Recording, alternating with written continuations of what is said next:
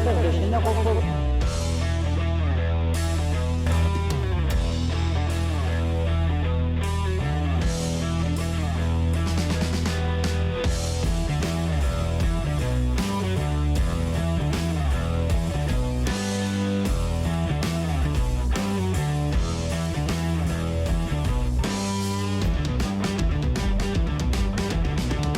À la prochaine. Ça sort pas d'ici ça. Les amis de la famille, j'espère que vous allez bien. De nouveau, on est sur un vlog Neuroprog. On va faire le tour de l'atelier. En fin de vidéo, les essais routiers de la RS4. On a encore un petit peu amélioré les perfs. Ça fera l'objet d'une autre vidéo sur bord. On a trouvé comment aller retravailler un petit peu plus la carto. Je vous montrerai tout à l'heure des capteurs qu'on a été remplacés pour obtenir un peu plus de suralimentation. On démarre tout de suite le vlog avec Nathan. Nathan il est sur un BMW X1. Chaîne cassée, comme d'habitude les N47. Et là pour l'information, la chaîne a pété devant le garage. Donc vraiment il était au bout du bout. Donc là, première étape, on va ouvrir le haut. Et on va aller voir les dégâts au niveau des linguets. Parce que si vous savez, on a fait énormément de vidéos dessus. Les linguets, on va dire, c'est un petit peu un fusible mécanique qui va venir empêcher d'avoir plus de dégâts au niveau des pistons. Donc première étape, on va venir déculasser, tirer cache culbuteur. Non, la culasse c'est pas la peine dessus. En cache culbuteur, on verra. C'est une opération qui prend environ 2 heures. J'en profite aussi pour vous dire les amis, faites très attention à ça. Les feuilles, l'accumulation des feuilles sur les voies d'évacuation. Ça crée énormément de pannes électriques. Ça c'est quand ça dort sous les arbres. Et là, aïe, putain merde, je me suis coupé. Fait chier. Bon, c'est pas grave. Le vlog du blessé. C'est rien, je suis algérien. C'est pas grave, on va continuer le vlog. Donc comme je dis, dépose, on va aller voir les dégâts pour éventuellement faire un dégât au plus proche pour les réparations. Le banc, on va pas l'ouvrir parce que c'est une voiture qu'on a vue rouler. Donc on suppose que la partie vilebrequin ne sera pas abîmée parce que la chaîne a cassé, elle était pratiquement à l'arrêt. C'est au coup de clé. On va continuer vite fait sur l'habitacle. Le premier local, c'est parce que je me suis fait mal. Ouais, là je me suis bien gueule. La Audi RS4, fin de vidéo les amis, on fera l'essai routier. Ça va marcher de feu. J'en profiterai pour vous montrer un petit peu les 2 capteurs qu'on a dû remplacer en plus. On est toujours dans l'évolution pour voir vous proposer des prestations autour de ce moteur là, le 2 litres TFSI.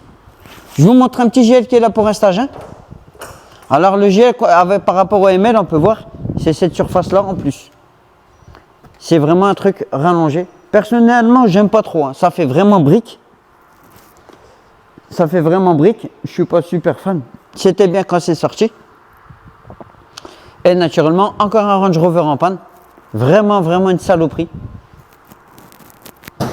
Et donc, comme d'habitude, ça a tous les problèmes du monde. Range Rover, Jaguar, les amis, c'est vraiment des voitures que je vous ne conseille pas à l'achat. C'est vraiment de la merde, quelles que soient les motorisations. On va terminer le vlog du jour parce que je vais aller quand même me désinfecter. Ah, faudra faire attention, putain. Là-bas, on a une belle surprise, un moteur pété avec un joli trou. Je vais en profiter pour vous le faire. Alors, pour répondre à 2 critiques, qui sont complètement antagonistes.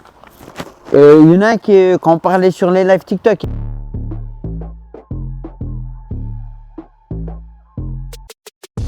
Bien dire, ouais, tout est fiable. Parce que tu as écouté que une partie du vlog. Donc, non, tout n'est pas fiable. Parce que la preuve, de l'autre côté, on nous dit, chez toi, tout c'est de la merde. Ou tout est fiable. Non, il y a un juste milieu, les amis. Il y a des moteurs comme celle-là, la N47, c'est des super moteurs. Par contre, les chaînes, voilà, ça casse. Et de l'autre côté, quand vous demandez de faire des stages 1, etc., tout n'est pas fiable. On sait qu'il y a des modèles, on ne va pas vous les préconiser, mais une nouvelle fois, ça va dépendre de l'état général du véhicule, etc. Putain, je me suis bien tué. Et on va aller voir un petit peu le moteur pour terminer le vlog. Enfin, la première partie du vlog, parce que le vlog va continuer. Ah voilà, il est là. Donc on est en train de remplacer sur ce petit berlingot. On a remplacé le moteur et voilà. Ici, un beau trou dans le bloc. Donc comme je l'ai dit, ici vous voyez il y a pas mal de moteurs parce que nous on est surtout connus pour les grosses mécaniques, n'est-ce pas Benj? Et du coup, comme j'ai expliqué avant, il n'y a pas forcément deux antagonistes en fonction de sur quelle vidéo vous allez tomber. Vous allez voir, je suis tout le temps en train de dire que c'est de la merde, mais il y a des cas particuliers. Comme Jaguar Range Rover, c'est vraiment de la merde. Depuis qu'ils sont passés sous drapeau indien Tata, ça a perdu en fiabilité de fou. Je vous invite à faire quelques petites recherches également comme le THP. Le THP MDR, je souhaite faire un Strash 3 sur un THP, on ne va pas vous le toucher. On sait que c'est de la dope. Donc de temps en temps, les constructeurs ils se trompent comme l'indice de PureTech, etc. Ça, les amis, ça fait l'objet de live TikTok. Alors en ce moment, on est un petit peu plus sur TikTok. On propose des lives avec des interactions. C'est sympa, des fois on est à plusieurs. Et surtout, je vous conseille aussi Spotify. On est parti sur les podcasts. Très intéressant, continuer à développer. Salut coucou. À continuer à développer divers canaux de communication. Ah putain, je vais aller désinfecter les amis parce que ça commence à piquer un petit peu. Donc moi je vous dis à tout de suite pour la vidéo et pour moi demain pour la suite du vlog. On revient sur le X1. Comme je vous ai dit tout à l'heure, on pensait que la chaîne était cassée. Donc, bonne nouvelle, mauvaise nouvelle, je ne sais pas encore. La chaîne n'est pas pétée, par contre il y a une poulie complètement émoussée par l'usure. Donc ici vous pouvez venir voir, je vous montre les dents. Donc on peut le voir ici là où il est marqué 7.